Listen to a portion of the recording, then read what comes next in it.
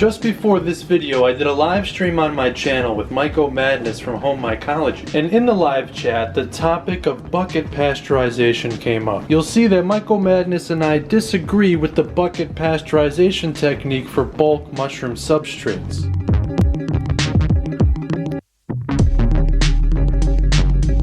If you're unfamiliar with what's called the bucket tech, it was first originally popularized by a shroomery.org member called Damien5050, in which they showcase adding your CVG substrate mixture to a 5-gallon bucket and then using boiling water to pasteurize the substrate inside of the bucket. That original shroomery.org thread was posted 11 years and 3 months ago at the time of this video. If you're also unfamiliar with what CVG substrate is, it's gypsum, vermiculite, and cocoa coir. Coir, rough material made from the shells of coconuts. CVG in any order. It could be GVC, CVG, VGC, you get the idea. I always get questions on this YouTube channel as well as inside of the Uncle Ben's subreddit on reddit.com on how to prepare the CVG substrate recipe, and I always reply with the same comment saying that the original Uncle Ben's technique only uses 100% cocoa coir. Then as you gain experience growing your gourmet and medicinal mushrooms at home without a pressure cooker, you can move on to some other substrate additives like vermiculite and gypsum. Gypsum just adds some calcium and sulfur to your substrate, which all different sorts of mushrooms love to consume, and vermiculite helps retain moisture. It becomes a better moisture reservoir than just the cocoa coir alone.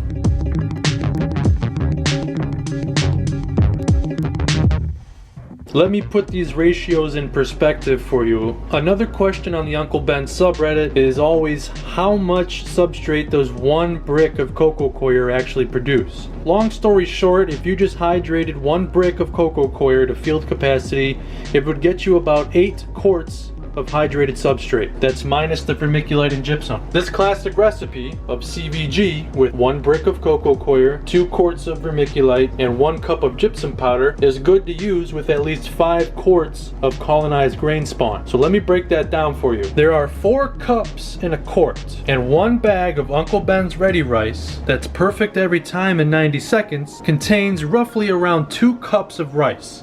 Roughly. A standard rule of thumb with the Uncle Ben's technique is that you can use 2 bags of colonized grains for 1 6-quart shoebox. Those 88-cent shoeboxes that you can find at your local Walmart. To keep it simple, we always leave it at a 1-to-1 ratio of substrate to grain spawn, so that means if you had 2 bags of colonized Uncle Ben's, that would give you 4 cups of rice. And remember, there's 4 cups in a quart, so 2 Uncle Ben bags equals 1 quart of grain spawn. That means 10 bags of colonized Uncle Ben's grain spawn can produce 5 6-quart shoeboxes worth of grain spawn and mushroom substrate using this CVG recipe. Let me summarize all of that for you. This CVG recipe that I'm preparing in this video can be paired with 10 colonized Uncle Ben bags to produce 5 6-quart shoeboxes. I never need to grow that many gourmet mushrooms. I just grow enough for a nice meal and call it a day. But because this is going to produce so much substrate, I'm going to split the technique up and divide the ingredients between the foil utility pan and the oven bags to show you 2 techniques in one video regarding oven pasteurization.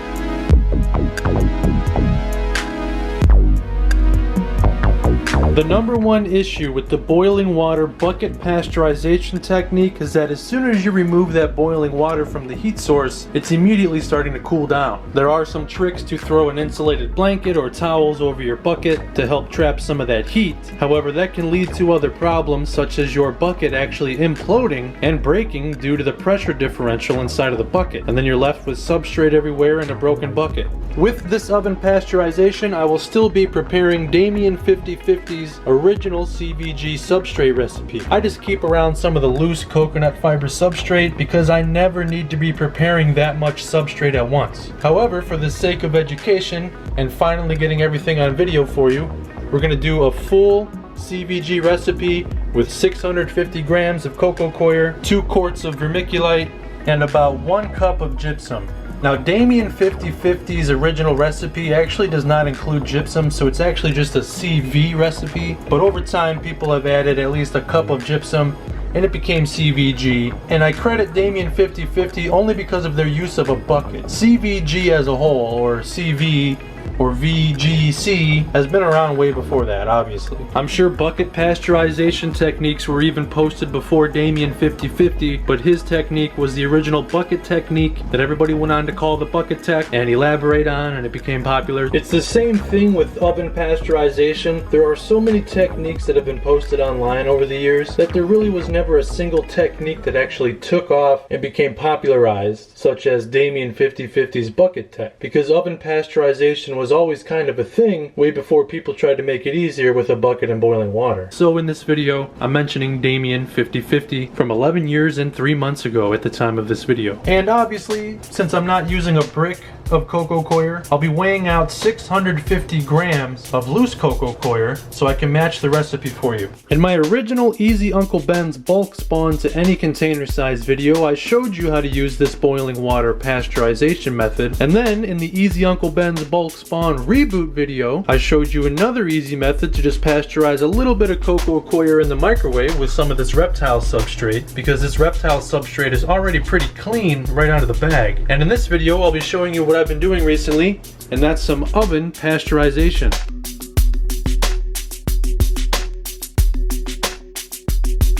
The main benefit of oven pasteurization is that you're keeping a constant pasteurization temperature the whole time throughout your whole substrate. You're not just dumping boiling water on it that's immediately starting to cool off. So if you're constantly using the bucket technique to pasteurize your substrates and you're still dealing with contamination in your substrates, you might want to move on from using a bucket and boiling water to pasteurize your substrates. Another benefit is making sure you've got proper field capacity and then pasteurizing it in the oven, and then once it cools off, you're ready to use it right away. There's no squeezing, there's no dripping.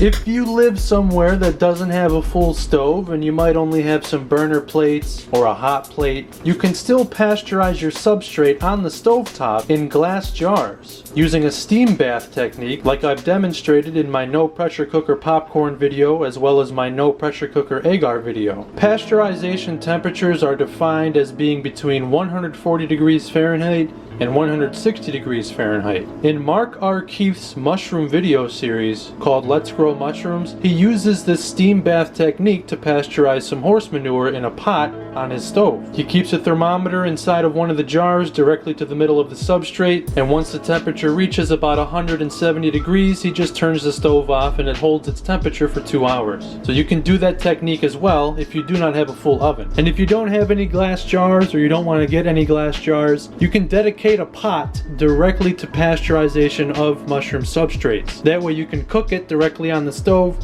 combine, stir it every now and then, and you can make sure that it's maintaining a low temperature between 140 degrees Fahrenheit and 160 degrees Fahrenheit. But this is just me, but if you were pasteurizing a lot of manure, I would dedicate a whole different pot aside from the other pots you use to cook food. But again, that's just me. However, with a full oven and no glass jars, I'll be going over the supplies here on how to produce a lot of bulk substrate that you can be sure is properly pasteurized.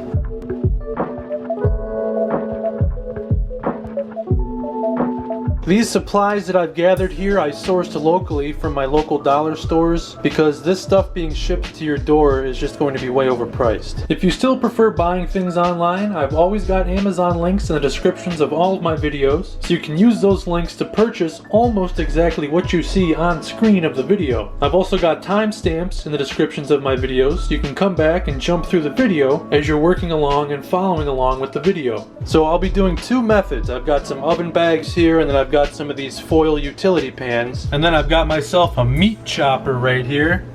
This will help chop and mix up the substrate.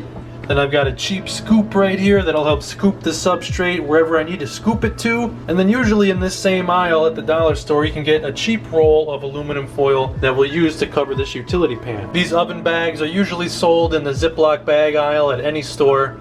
And where I went, they only had these large size bags, which is pretty good. And you can see they're great for tender, juicy meats, or in other words, tender, juicy CVG substrate. So remember, it's going to be one or the other. You can use oven bags, or you can use these foil utility pans. And if you want to know the exact dimensions of this pan that I'm using in the video, you can see right here, deep 13 by 9 utility pan, 12 3/4 inches by 9 inches by 4 inches.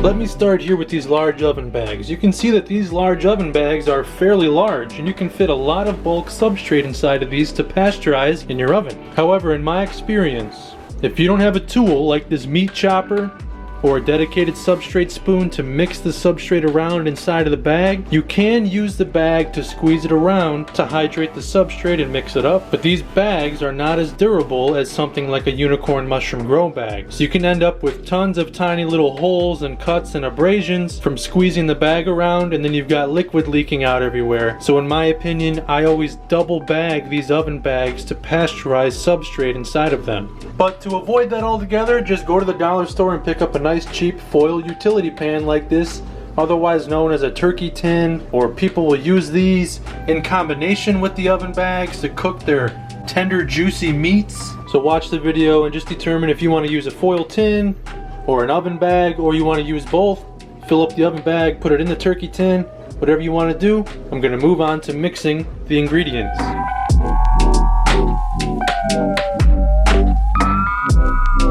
The recipe, again, I'll keep repeating it for you, is as follows.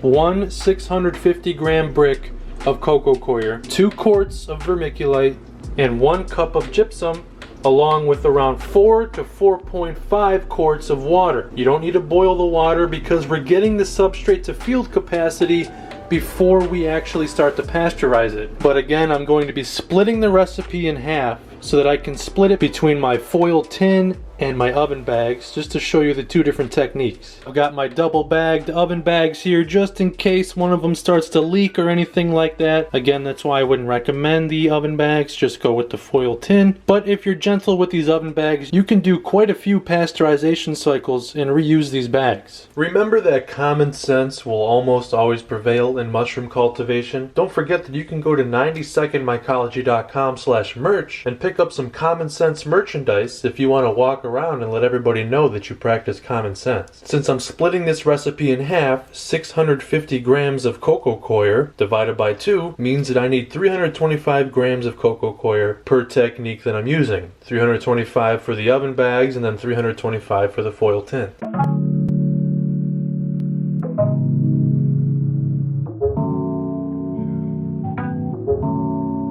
So there it is, 325 grams of coco coir. Coir, rough material made from the shells of coconuts. And that is a lot. So imagine that doubled to give you 650 grams. This is a lot of substrate that this produces. Go ahead and dump this into my oven bags here.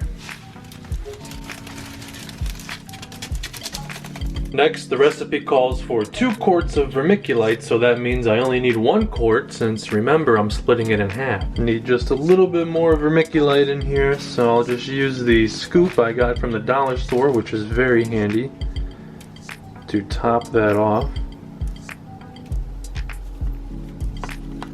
Now remember, there are different types of vermiculite. There's ultra fine, then there's very coarse. That's why the moisture content of your substrate still relies on you testing the field capacity in the end. Because even though you follow a recipe, your ingredients might be slightly different, where it calls for a little bit more water or just a little bit less water. But we're going to add all of the ingredients here, add a little bit of water at a time, and start mixing it up and testing its field capacity. So that was 325 grams of coco coir. Here's 1 quart of vermiculite.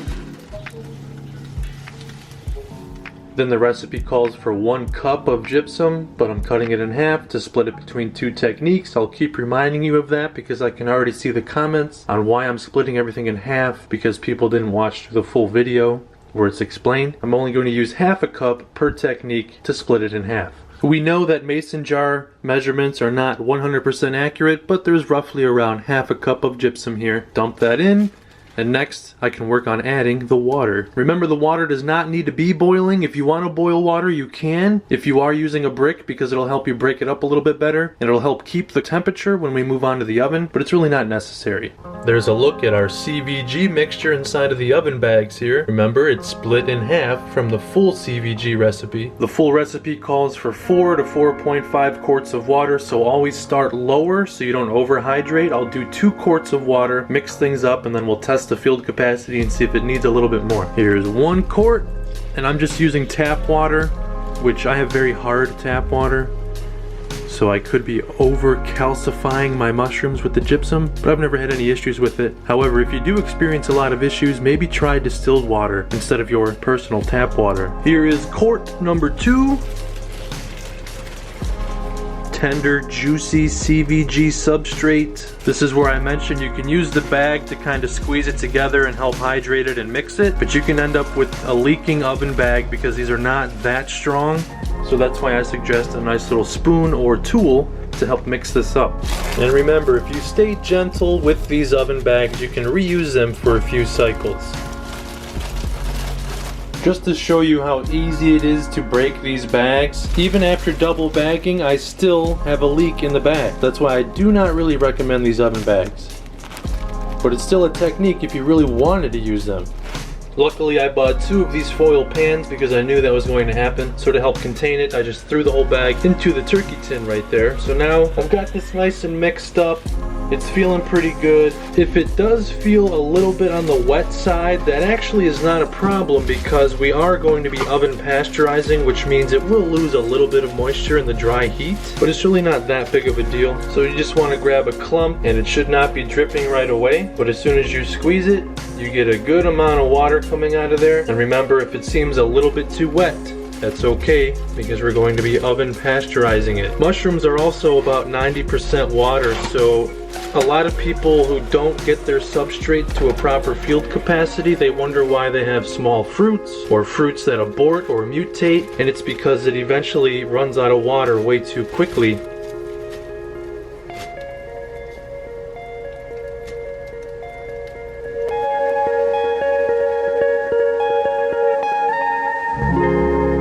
I'll do the same thing again for the foil utility pan. Start weighing out 325 grams of cocoa coir. Coir, rough material made from the shells of coconuts. Alright, there we go.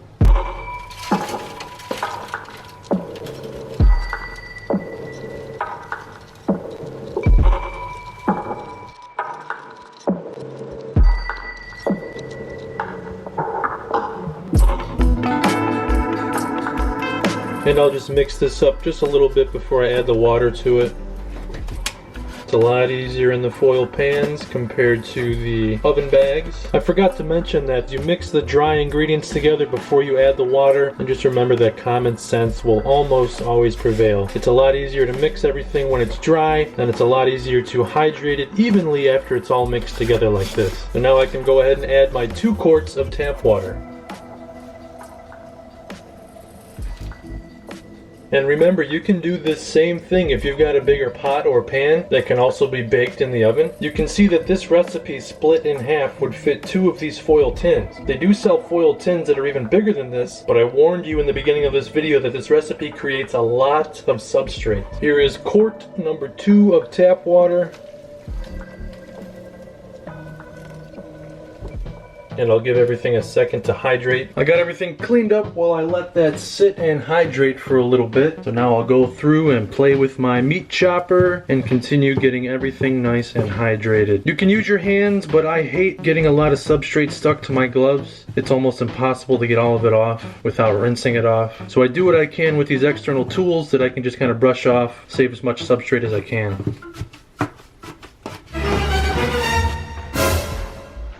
Do a quick field capacity check, pick up a handful, and it's not dripping until you squeeze it and you get some water droplets out of it, and it's perfect. So I finished this off by hand, as most people do, and now I can prepare it for oven pasteurization.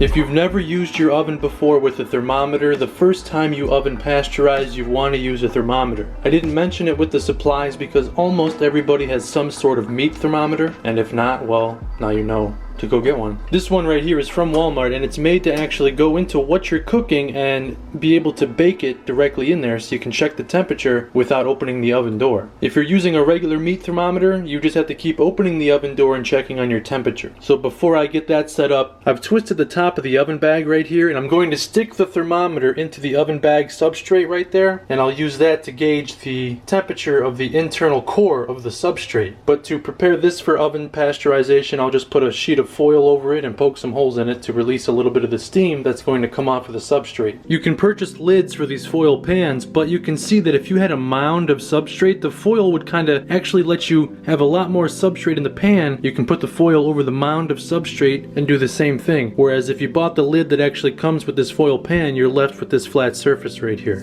So I've got some holes here, 1, 2, 3, 4, one in the middle, just to release some steam, and the oven bag will be just fine with this little hole right there.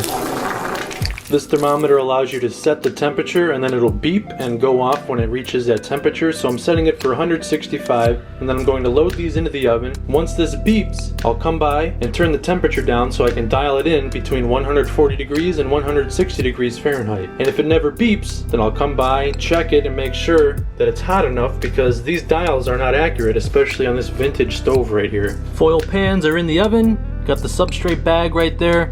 Here is the thermometer line that's coming out of it, and then I'm good to shut the door right on the thermometer line, and that's it. We're not going to set a timer until we are officially holding 140 degrees Fahrenheit to 160 degrees Fahrenheit. Right now I'm still at room temperature, as you can see. This thermometer also has a magnet on it, so you can just stick it wherever you want. Remember, if you used boiling water to hydrate your substrate, it wouldn't take as long to get up to temperature, because I've got my oven set here to around 300 degrees Fahrenheit, and it's still slowly climbing on up. Nothing wrong with that. All good things come in due time. My thermometer is going off, which means I've finally reached a core temperature of 165 degrees Fahrenheit. I can now turn my oven temperature back down, but I'll still come by and keep an eye on it, and I'll set a timer for 2 hours. Just checking in, I've got 12 minutes left, and I'm still holding a temperature of around 169 degrees Fahrenheit, and I've got my oven turned all the way down to the warm setting, so at least now I know this whole time I've been keeping proper pasteurization temperature. And don't forget that this temperature probe is stuck inside of the center of the substrate, so it's keeping a core temperature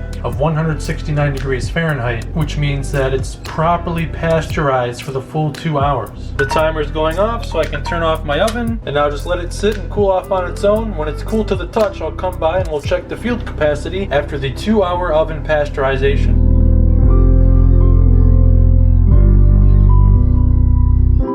My substrate is cooled back down to room temperature, so I'm going to pull them out and we can take a look at the field capacity. Here's how this one is looking, and here's how the oven bag is looking. Let's take a closer look. Starting with the foil pan right here, I'll grab a handful of this substrate. It's not dripping, but if I give it a nice hard squeeze, we got some water droplets coming out of there. Perfect field capacity. So even if it was a little bit wet to start with, we're baking it in the oven so it loses a little bit of moisture. So if it's slightly more wet than usual field capacity, it'll turn out perfect in the end. Moving on over to the oven bag, same thing. I'll grab a handful. It's not dripping until I squeeze it.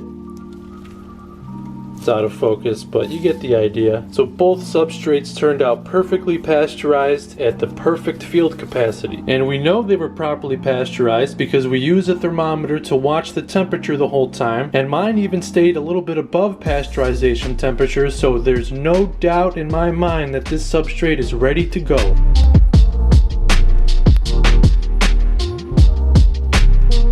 Just remember that all of this substrate that I prepared right here is enough for 5 6-quart shoe boxes and 1 quart of grain spawn per shoe box. And remember, 2 bags of colonized Uncle Ben's equals 1 quart of grain spawn. You spawn it at a 1-to-1 ratio. That means 4 cups of colonized grains, otherwise known as 1 quart, to 4 cups of pasteurized hydrated substrate, also known as 1 quart of substrate as well. So just remember that common sense will almost always prevail in mushroom cultivation, and if you're continuing to get contamination, you've got to narrow it down and find out what's causing the contamination and if there's any way to prevent it. And if it's starting with a bucket and boiling water, then you might want to move on to something like this, where you pasteurize your substrate at a constant temperature, either on the stovetop or inside of your oven. And although I made the CVG or GVC CVGG substrate in this video, this technique can be used for manure, straw-based substrates, anything else like that.